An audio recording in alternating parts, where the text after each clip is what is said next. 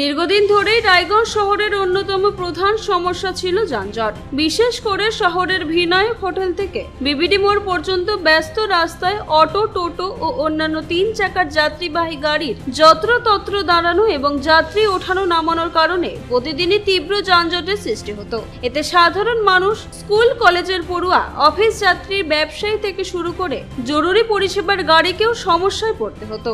এই দীর্ঘদিনের সমস্যার বিষয়টি কুলিক টিভির পর্দায় বারংবার তুলে ধরা হয়েছে। বিভিন্ন সময়ে স্থানীয় বাসিন্দা, ব্যবসায়ী ও বণিক মহলও প্রশাসনের কাছে দ্রুত ব্যবস্থা নেওয়ার দাবি জানিয়েছেন। অবশেষে সেই দাবিকে গুরুত্ব দিয়ে জেলা প্রশাসন ও জেলা পুলিশের উদ্যোগে বুধবার থেকে চালু করা হয়েছে নতুন ট্রাফিক নিয়ম।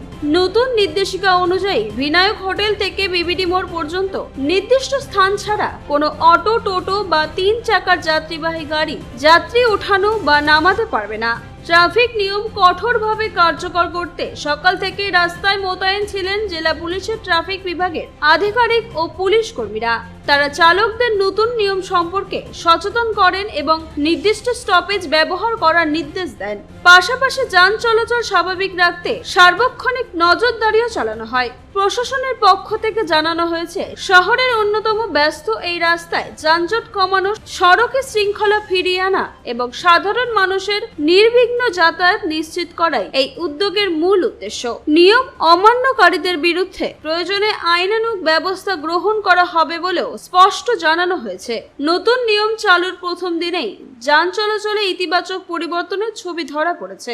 দীর্ঘদিনের সমস্যার সমাধানে প্রশাসনের এই উদ্যোগকে স্বাগত জানিয়েছেন স্থানীয় ব্যবসায়ী, বণিক মহল, নিত্যযাত্রী ও সাধারণ মানুষ। তাদের মতো এই নিয়ম যদি ধারাবাহিকভাবে কঠোরভাবে কার্যত করা যায়, তাহলে রায়গঞ্জ শহরের দীর্ঘদিনের যানজট সমস্যা অনেকটাই নিয়ন্ত্রণে আসবে এবং শহরে আরো সুশৃঙ্খল ও নিরাপদ যান চলাচলের পরিবেশ তৈরি হবে। রায়গঞ্জ থেকে রামকৃষ্ণ দাসের রিপোর্ট, কুলিক নিউজ।